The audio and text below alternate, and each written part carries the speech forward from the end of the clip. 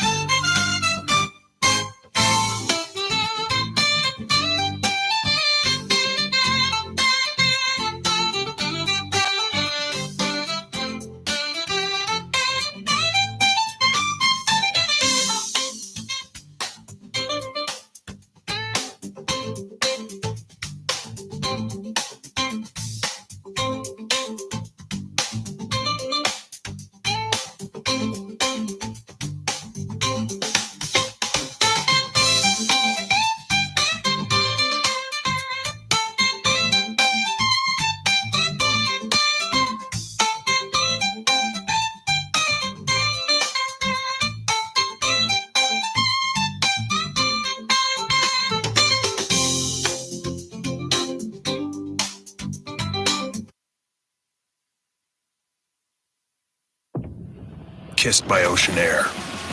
Dark.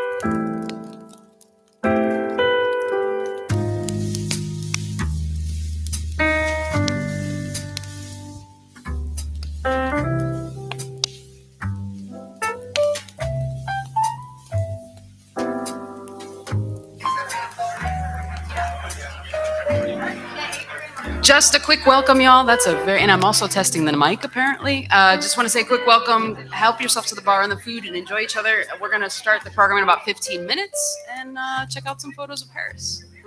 Thanks for being here, and we will kick it off 15 minutes. Thanks.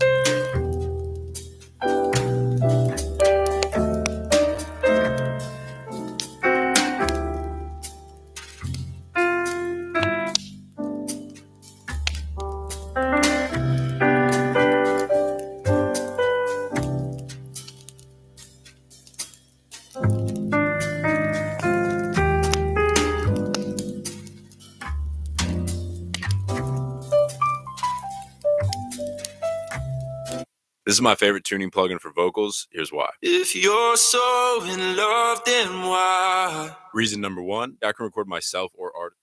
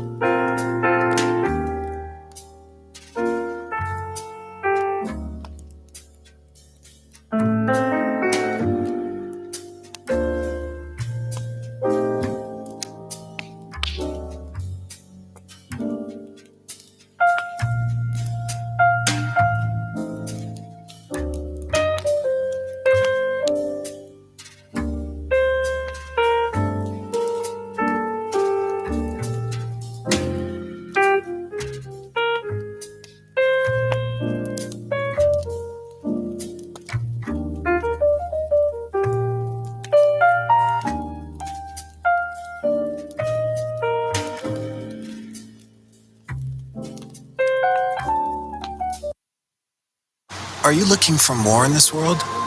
Then we are looking for you. The big-hearted, the bold, those driven by purpose. We are the Peace Corps, volunteers, partners, communities in more than 60 countries, bringing our experience, joy, and passion to building a better world together. Are you ready to serve boldly, to go the distance to make a difference? Then we have a place where you belong. Join us.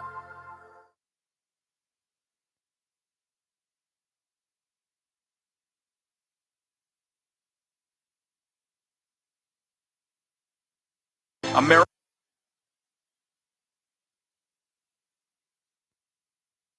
30 years, AmeriCorps has demonstrated the power of ordinary citizens to create extraordinary impact. Our members and volunteers show us the promise and potential of America. That where you come from doesn't limit where you can go. That even those who have a little have a lot to give. That service holds the power to transform. We will show the world that AmeriCorps is not just a moment, it's a movement.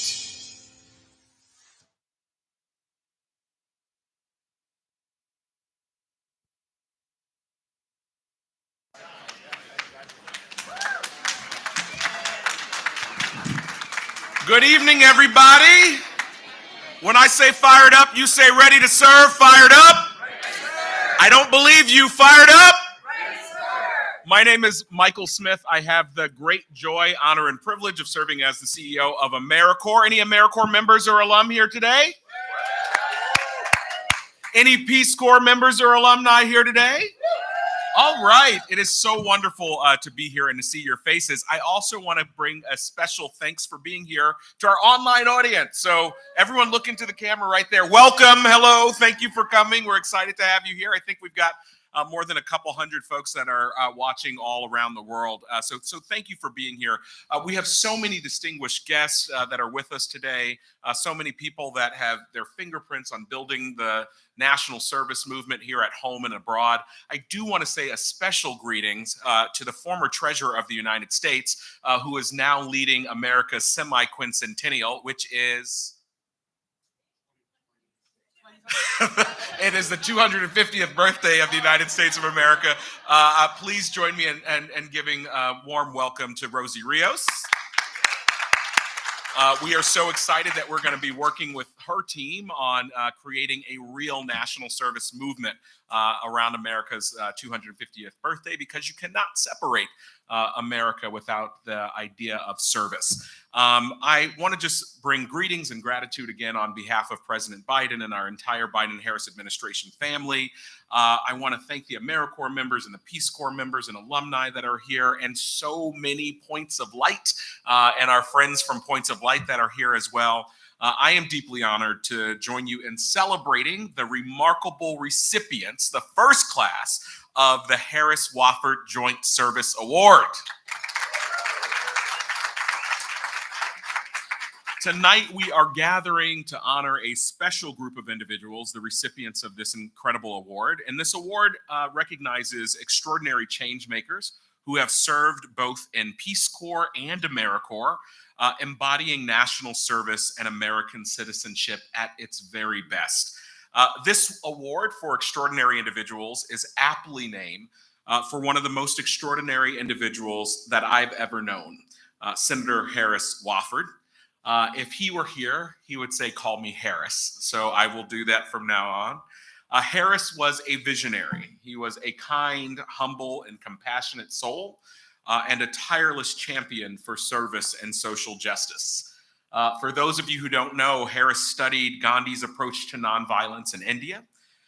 He was the first white student at Howard Law School since the early 1900s. He marched arm in arm with Dr. King and also served as his lawyer, which led Dr. King one time joking, saying that Harris got him into jail instead of getting him out of jail. And as a close advisor to President Kennedy, Harris was instrumental in establishing the Peace Corps in 1961 with Sergeant Shriver, recognizing the enduring power of global diplomacy delivered through one-on-one service. And if you fast forward 3 decades later, after he was so instrumental in creating Peace Corps, there was Pennsylvania Senator Harris Wofford playing a key role in passing the legislation that gave birth to AmeriCorps in 1993. And then 2 years later, he would go on to lead the organization, the agency, just 2 years later. In Harris's mind, Peace Corps and AmeriCorps were connected by a profound belief in the transformative power of service. He didn't care if that service happened to be in Birmingham or Bangladesh. He knew that when you give of yourself in service to others, you don't just change the world, you change yourself. Your horizons expand, your compassion grows, and your sense of civic duty comes alive. One of my most prized possessions is a copy of Harris's book from Kennedys and Kings. Where in 2006, Harris signed a copy for me when we were both, Harris was a senior fellow at the Case Foundation, and I was working at the Case Foundation, and I had the joy of hearing so many of Harris's stories at that time. And Harris took a moment to sign a copy of his book for me, and he wrote in it, "To Michael, who will make sense of service today and in the future." And I stumbled across that book after I was appointed to this position, and it felt like Harris was talking to me from heaven. And I cherish that so much. And I think as we think about Harris's life and legacy, I hope we all leave here inspired to walk in his footsteps, to find ways big and small to make sense of service at home and abroad, to look outward instead of inward, and see the greater good we can achieve when we come together in service. So for those of you who have glasses, I hope you will join me in raising a glass to the recipients of the Joint Service Award and the many who are still to come. They are the embodiment of the idea that service to others is the highest calling that we can answer. And to Harris, whose work lives on in every one of them and in every one of us. So please join me in celebrating these members who we will congratulate shortly. It is now my pleasure to introduce a friend and a colleague, Kansas City's most cherished daughter, one of the best auditors turned global leaders that I know, someone who is delivering peace and service all around the world. Please join me in welcoming Director of the Peace Corps, Carol Spahn.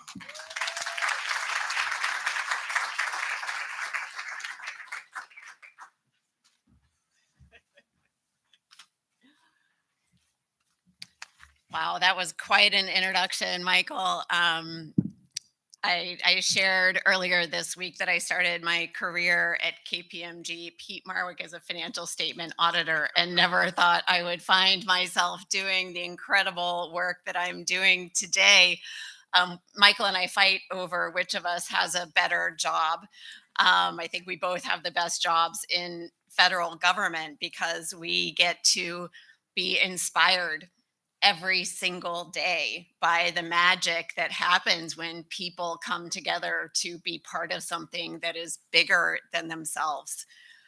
I always hate following Michael in a speech because we speak the same language, we share the same values, and that's why it's so very exciting for us at Peace Corps to have signed an MOU with AmeriCorps, to be walking hand in hand as we really look to build on this legacy that Harris Wofford started, that vision that was transformational. And at a moment in history when we needed that kind of transformation. Ladies and gentlemen, we need that kind of transformation right now in this moment of polarization. We heard earlier this week a term that has really stuck with me from the keynote speaker, Eric Liu, who said we are in a civic climate crisis. A civic climate crisis where we need to step up and inspire. We need to be the next Harris Woffords, each and every one of us. because that's what it's going to take. That is what it's going to take to inspire people at a time of division, at a time when it is easier to stay home, to advocate from behind a screen for your values, rather than to show up and take action and be part of a movement. And that is what we need right now. That is what Harris Wofford inspired. That is what John F. Kennedy inspired when he started the Peace Corps. And we see 60 years later, I get to see every day what that means 60 years later. From Dr. John Nkengasong, who is now the U.S. ambassador for the President's Emergency Plan for AIDS Relief and heads our global health security. He was taught by a Peace Corps volunteer in Cameroon when he was a child. He sat in the back of the classroom. He wasn't engaged. He had a Peace Corps volunteer who brought some energy into the classroom. Is that volunteer responsible for his trajectory? No. He's responsible for his trajectory. What volunteers do when people show up across difference and work together, they inspire. They inspire new ideas, new ways of thinking, new ways of coming together, and new thoughts about what's possible. Like, what is possible? I had no idea that this whole world existed when I studied accounting and started my very practical career that has served me well. It's always good to know where the money goes. But serving in the Peace Corps opened my eyes to this much broader world and way of thinking and way of being. It brought curiosity instead of judgment. It brought engagement instead of sitting back and being an observer. And so I invite each and every one of you, truly, as we work towards America's 250th birthday, as we think about how service changed our lives, to get out there and tell your story. Peace Corps will be launching an Each One Reach One campaign. Just one person. One person. And I'd like you to think about, who was that person in your life? What was that event? What opened your eyes to AmeriCorps, to Peace Corps, to service, and inspired you to take that risk? Because it's a risk, right? There's an opportunity cost. We all know that it's worth it. We all know that the trade-offs, that propels you into this other world, but who brought that to life for you? I invite you to call that person, if you know them, if it wasn't just someone who showed up in your high school classroom, and tell them what that meant for you and how it changed your life. And I invite you to be that change for someone else. So thank you very much. I'm very excited to honor our awardees, those people who did both AmeriCorps and Peace Corps. We are proud of people who do one. We are proud of anyone who steps up and serves. But it really is a very special contribution to our country, whether you are serving as small A ambassadors around the world or ambassadors of our values in communities around the United States. So very, very happy to be here, very honored to be part of this partnership with AmeriCorps, and very honored to be joined by a member of the Wofford family who will be providing remarks next. I would love to introduce everyone to the nephew of Harris Wofford, Chris Wofford. Thank you for joining us, Chris.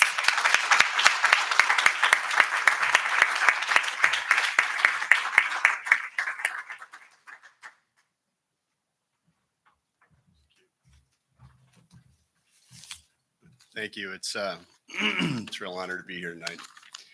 I guess the first thing I just want to say is that this is like a sort of a round trip for me decades later in life. I was Harris's proxy in Pittsburgh at the whopping age of 27 when we were fighting Dick Thornburg for the Senate seat in Pennsylvania.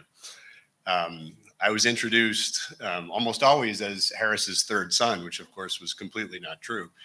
But it became a family joke, and we stuck with it. And in fact, I have something on my wall saying to our third son, "Thank you for your great work." So it's a real honor to be here and bring this home, so to speak. A lot of what's been said, I want to also emphasize, and I want to not be redundant. I think there's a sort of three themes I want to emphasize. One, Harris was a real human being. I mean, he had plenty of flaws.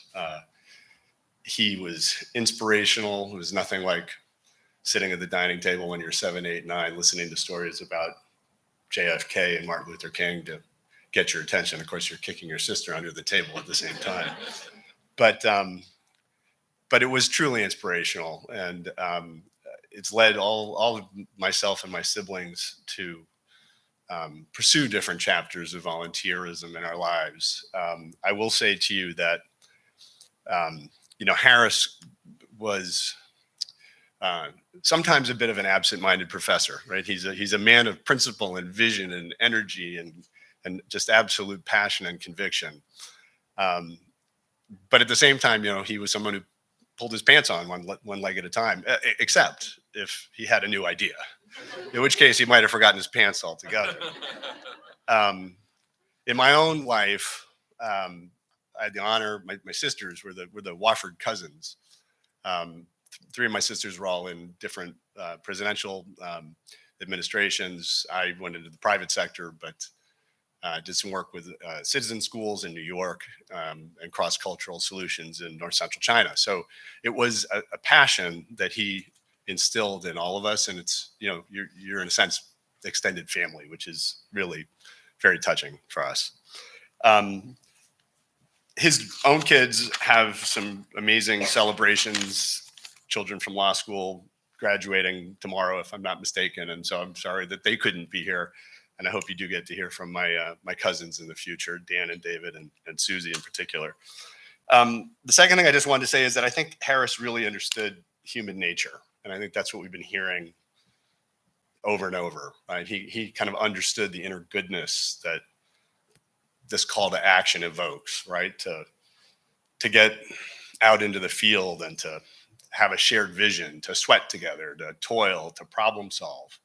I mean, it's really apropos of what was just being said. It is exactly what this country seems to need right now. And so appealing to that part of ourselves, which somehow is getting just quieted or silenced through the pundits and the megaphone that everybody seems to have through social media. I know in my own life, I've started to sort of step back from debate and dialogue, even though I have interesting things to say, because it's terrifying, right? You're sitting there at the dining room table, and my politics are a mix of red and blue, right? So I'm going to piss somebody off no matter what. And it's not fun, right? Nowadays, people just get up and walk away, and they don't, Thanksgiving dinner is a good proxy, right? Like, we have to sit there and figure out how to get along no matter what, right? And we stopped being able to do that as a country, which is really terrifying. I know he would be terrified by it. In that vein, Harris was a true bipartisan, okay? And he was a lifelong liberal. There's no question about that. But he also understood that to change the world required both sides. He reached out to McCain, he reached out to Obama, he reached out to Hatch, he reached out to Kennedy, right? He knew that it would take unification to bring about these programs, these wonderful programs that are changing the world. And so I just want to emphasize that, right? For all of us to go out there and encourage listening and finding the commonality. I feel like this group of leaders are healers, right? They've gone out into the field and into the world globally and evoked change and set a role model. There was a time, and it wasn't very long ago, where being an American was more important than being a Democrat or Republican. That seems to have sort of flipped on its head a little bit.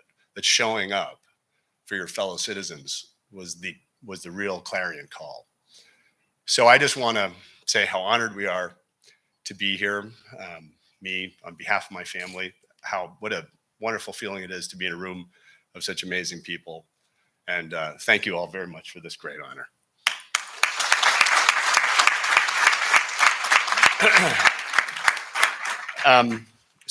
It is my pleasure to introduce to the stage Karen Meyer-Perez.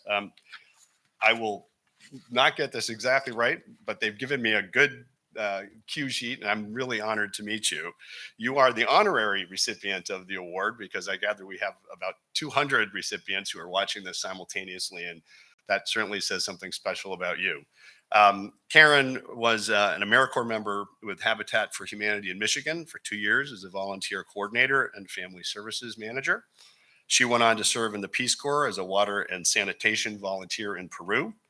Those experiences led her first to a career in nonprofit and international development, and now she's working in the private sector in a strategy consulting firm, which she attributes her success very much to her experiences in the Peace Corps and AmeriCorps. So welcome to the stage and congratulations.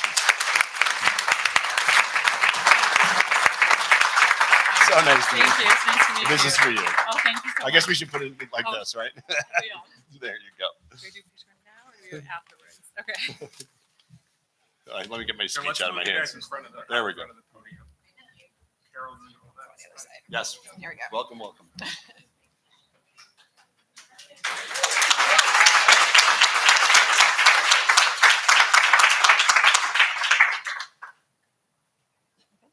Got it? Good. All right. Thank you. Thank you. Here, I'll get my stuff out of your way. Thanks. Thank you all so much. Thanks for having me tonight. I'll just quickly say a few words about my story. I'd be lying if I said it was completely altruistic, my path to AmeriCorps and Peace Corps.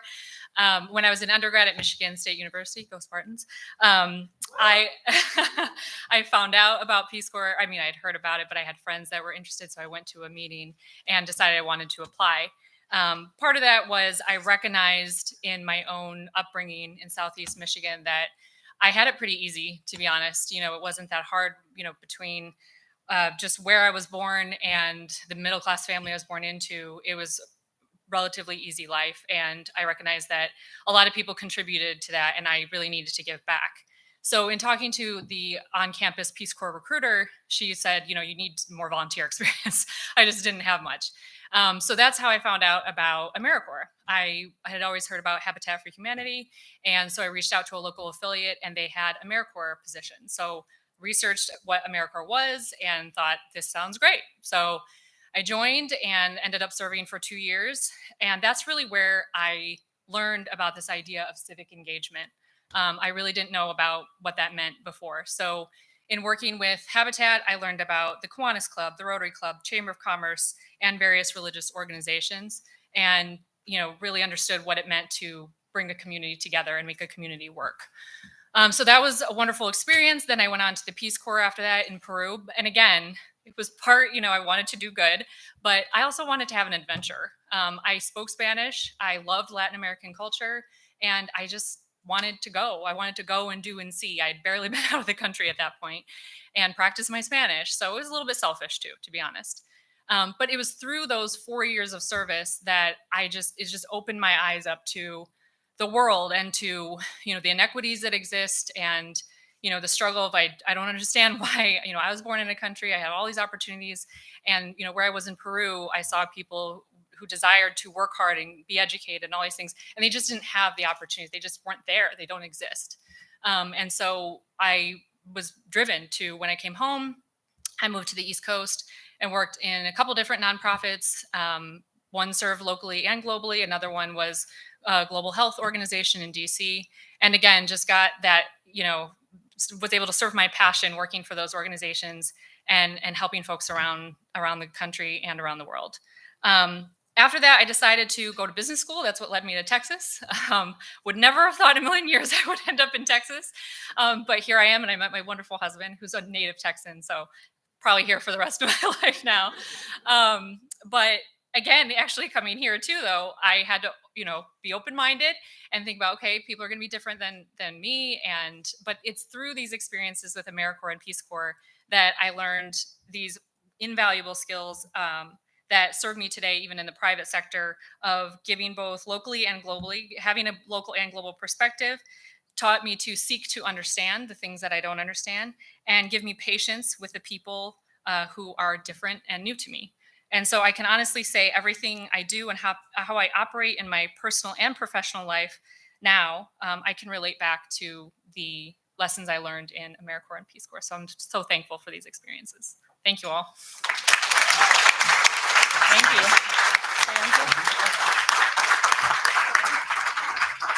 Oh my goodness, I could not think of a better spokesperson to represent the more than 200 Harris Wofford Award winners. If you're watching online, your awards are in the mail, so be on the lookout. Everyone's going to get your actual award.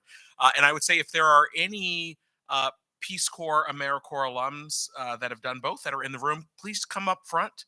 Any other Peace Corps, AmeriCorps alums, joint folks that are going to be, come on up, come up stage. All right. So just stand with us and we're going to take a photo in a second. And so for those of you in this room, I just want to, Carol talked about the new campaign that Peace Corps is going to be launching, asking everyone, what's it called? Each one, reach one. And I just want to extend that and echo that again. Please help us spread the word. Allow people to get that same transformative experience that you got. Our country and our world would be a better place if folks had the opportunity to serve in the ways that we've heard here today. So I want to thank our awardees, those that are here, those that are watching online, and I encourage you to share. I also ask you to share it in your bios, share it in your LinkedIn profiles. Be evangelist so that more and more folks can be a part of this extraordinary national service family that we have. So thank you again for coming. Thank you, Peace Corps. Thank you, AmeriCorps. And please enjoy the rest of the reception.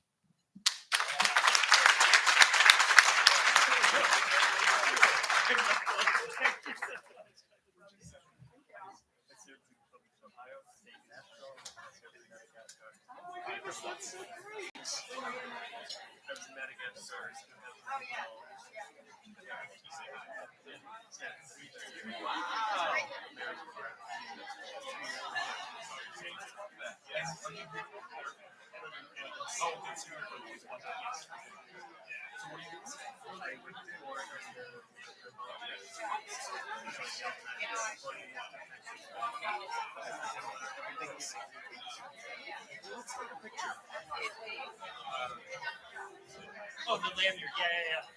Thank you. You want to flank on the other side, Mike? Oh, sure.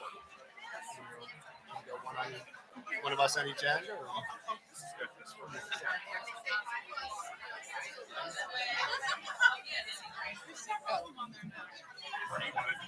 There. It's heavier than I thought. You want to do it together? Let's just move this thing. Good? Do we need to move in the Peace Corps banner or are we good? Should we pull in the Peace Corps banner or is it in?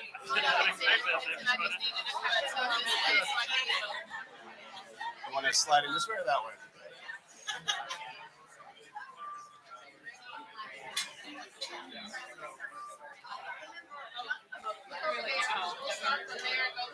All right, okay.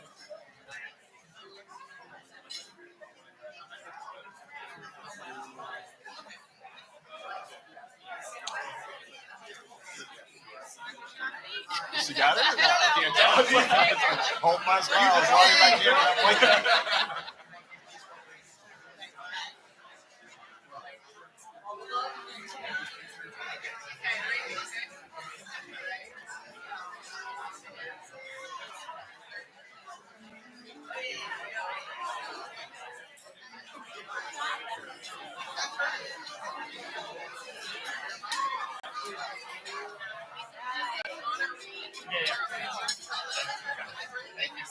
So much in your on your story. You right at the right.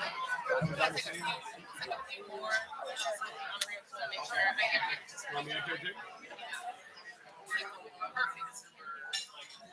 Absolutely.